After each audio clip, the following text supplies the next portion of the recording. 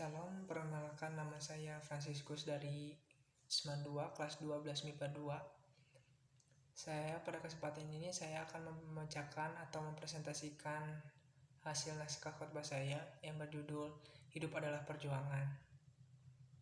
Sebelum saya berkhotbah, mari kita masuk dalam doa. Tuhan yang bertahta di kerajaan sorga, pada kesempatan ini saya akan membacakan dan memberitakan sedikit firman-Mu. Berkatilah mereka yang akan mendengarkan, baik teman saya maupun guru saya, Tuhan. Dan berkati juga kedua orang tua kami, baik dalam kesehatan maupun dalam rezeki. Haleluya, amin. Sebelum saya berkhotbah, saya akan bacakan ayat yang menjadi tumpuan pada judul kali ini, yaitu Hidup Adalah Perjuangan, yaitu Ibrani 10 ayat 32 sampai 38. Ayat 32. Ingatlah akan masa lalu yang lalu. Sesudah kamu menerima terang, kamu banyak menderita oleh karena kamu bertahan dalam perjuangan yang berat. Baik waktu kamu dijadikan tontonan oleh cercaan dan penderitaan, maupun waktu kamu mengambil bagian dalam penderitaan mereka yang diperlakukan sedemikian. Memang kamu telah turut mengambil bagian dalam penderitaan orang-orang hukuman, dan ketika harta kamu dirampas, kamu menerima hal itu dengan sukacita. Sebab kamu tahu bahwa kamu memiliki harta yang lebih baik dan yang lebih menetap sifatnya. Sebab itu, janganlah kamu melepaskan kepercayaanmu karena besar upah yang menantinya. Sebab kamu memerlukan ketekunan supaya sesudah kamu melakukan kehendak Allah, kamu diperoleh apa yang dijanjikan itu. Sebab sedikit, bahkan sangat sedikit waktu lagi, dan ia yang akan datang sudah akan ada, tanpa menangguhkan kedatangannya. Tetapi orangku yang benar akan hidup oleh iman, dan apabila ia mengundurkan diri, maka aku tidak berkenan kepadanya. Tetapi kita bukanlah orang-orang yang mengundurkan diri dan binasa, tetapi orang-orang yang percaya dan yang beroleh hidup. Baik teman-teman, kenapa hidup sering disebut dengan perjuangan? Atau hidup adalah perjuangan? Atau semacamnya?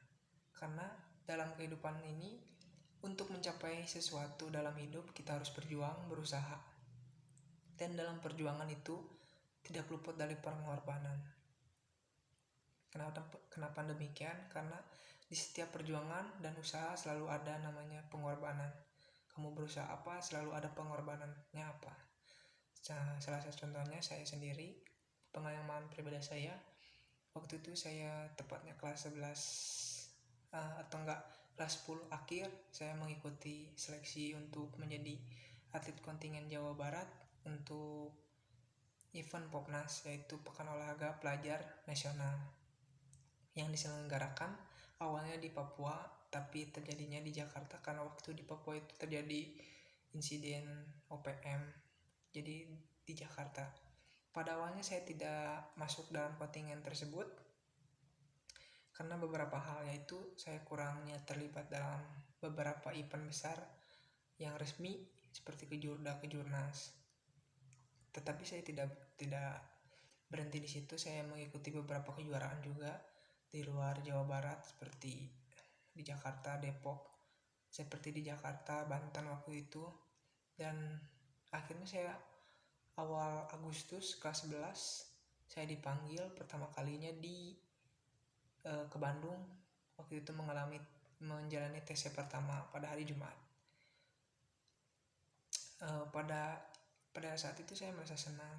Tapi setelah beberapa kali tes, saya tahu bahwa ada beberapa hal yang saya korbankan, yaitu saya jarang sekolah dan saya juga jarang beribadah pada hari Minggu. Kenapa demikian? Jarang sekolah karena tes yang dilakukan yaitu seminggu di Bandung dan seminggu sekolah. Itu selama 3 bulan berturut-turut seperti itu. Dan kenapa juga saya tidak beribadah? Karena pulang tes itu biasanya hari Minggu siang, dan ibadah di gereja saya itu dilakukan yaitu siang. Jadi kesempatan saya untuk beribadah itu kecil, karena di waktu TC juga untuk ibadah itu susah karena kita nginep di hotel. Untuk mencari gereja juga susah karena hotel yang di sana itu jauh dengan gereja. Itu pengalaman pribadi saya. Nah, karena apa? Setiap perjuangan itu tidak luput dari pengorbanan. Tapi jangan pernah sekali-kali kita merasa pengorbanan yang kita korbankan itu menjadi sia-sia, atau menyesali pengorbanan itu, atau menyesali usaha yang kita lakukan. Karena saya pernah mendengar proses tidak membohongi hasil, dan perjuangan itu juga sama. Perjuangan yang sebanyak kita, sebesar apa perjuangan kita, pasti hasilnya juga akan sama seperti yang kita perjuangkan dan sama seperti yang kita korbankan. Ya, contohnya saya setelah mengorbankan sekolah saya, pendidikan saya, dan juga ibadah saya bisa masuk tim Popnas juga. Tapi di sisi lain saya di dalam pendidikan saya kurang, dan agama pun juga menjadi kurang. Ya, mari kita lanjutkan lagi. Kita tidaklah mudah, dan kita juga tidak mudah untuk mencapai tujuan bila mengandalkan kekuatan kita sendiri. Karena pada umumnya kita kalau mengandalkan kekuatan sendiri itu tidak mustahil tanpa ada bantuannya Tuhan ataupun bantuan orang lain juga. Sama-sama seperti saya tidak bisa menjadi salah satu atlet tanpa pelatih saya. Seperti itu. Dalam Efesus 6 ayat 12 juga dituliskan,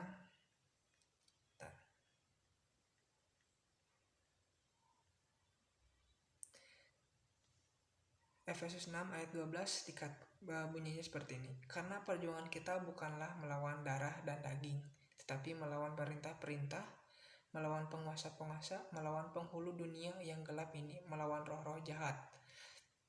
Bagi saya melawan darah dan daging itu tidak, tetapi melawan pemerintah juga tidak, melawan penguasa itu tidak terlalu berat. Tetapi yang paling berat itu melawan roh-roh jahat yang selalu menggoda kita untuk melakukan hal-hal yang buruk.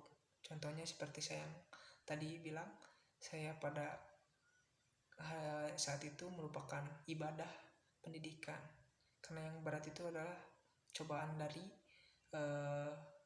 roh-roh jahat. Perjuangan kita yang paling berat itu adalah mengalahkan roh-roh jahat yang selalu ingin kita menyampingkan jalan Tuhan. Seperti itu. Dan ada satu contoh dalam Alkitab yang menjadi salah satu contoh saya juga, salah satu contoh hidup saya juga, yaitu Ayub, yang menjadi contoh bagaimana kita dituntut untuk tetap bertahan di tengah kesulitan hidup. Karena waktu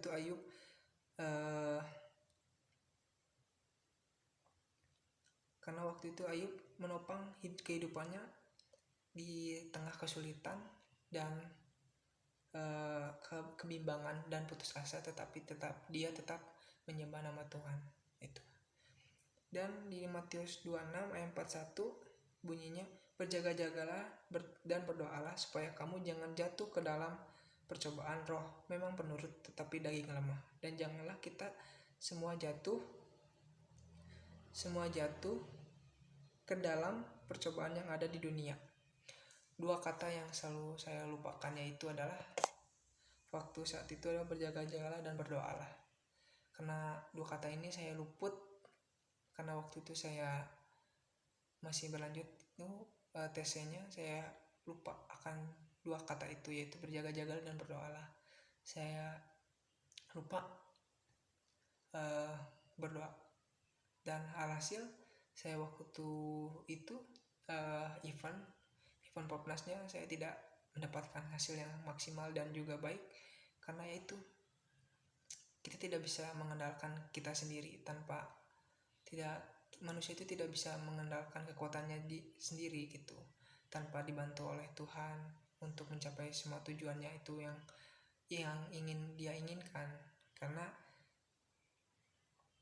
Karena Tuhan itu kenapa saya waktu itu gagal menurut saya, karena menurut saya itu kegagalan lah menurut saya, karena saya berlatih keras tapi waktu hasil yang saya dapat tidak maksimal, karena saya melupakan dua hal ini, berjaga-jaga dan berdoa lah. Dalam Mazmur 37 ayat 3 dan 4, percayalah kepada Tuhan dan lakukan yang baik, diamlah di negeri dan berakulah setia, dan bergembiralah karena Tuhan, maka Ia akan memberikan kepadamu apa yang diinginkan hatimu.